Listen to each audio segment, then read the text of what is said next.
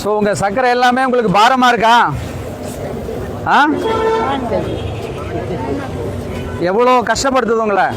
Daily ஊசி போட வைக்குது, மாத்திரை சாப்பிட வைக்குது. வாங்க, சர்க்கரை இல்லாதவங்க கவலையை கூட பறக்க விடலாம். சர்க்கரை இல்லைன்னு யாரும் ஒதுங்கி நிற்க வேண்டாம். வாங்க.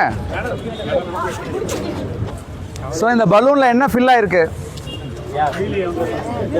ஆ, எப்பா என்னப்பா ஃபில் ஆயிருக்கு? என்னென்னமோ பேர் சொல்கிறாங்க. நைட்ரஜன். ஏன் இந்த பலூன் மேலே நிற்கிது? லேசாக இருக்கிறதுனால. இதே போல் நம்ம மனசை வந்து ரொம்ப லேசாக வச்சுக்கணும்.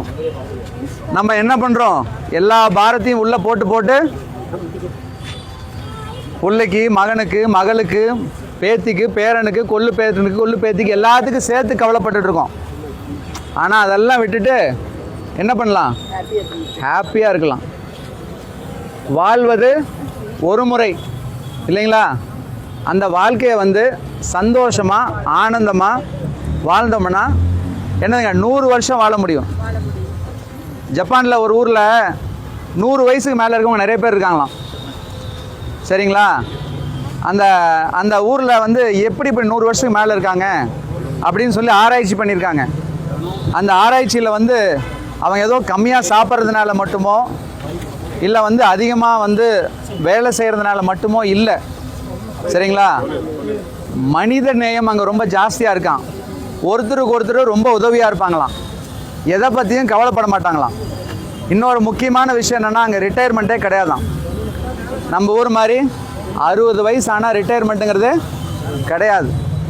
ஸோ இயக்கம் தான் வாழ்க்கை. இந்த இயக்கம் வந்து நம்மளோட கடைசி மூச்சு வரைக்கும் இருந்துச்சுன்னா நம்மளோட வாழ்க்கை சந்தோஷமாகவும் ஆனந்தமாகவும் இருக்கும். அதுக்கு என்ன செய்யணும்? இந்த மாதிரி எல்லா கவலையும் மேலே விட்டுறணும்.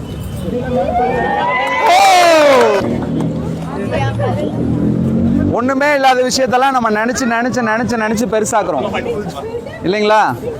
அந்த மனசில் நினைக்கிறத விட்டுட்டோம்னாவே பாதி பிரச்சனை சால்வ் ஆகிடும்.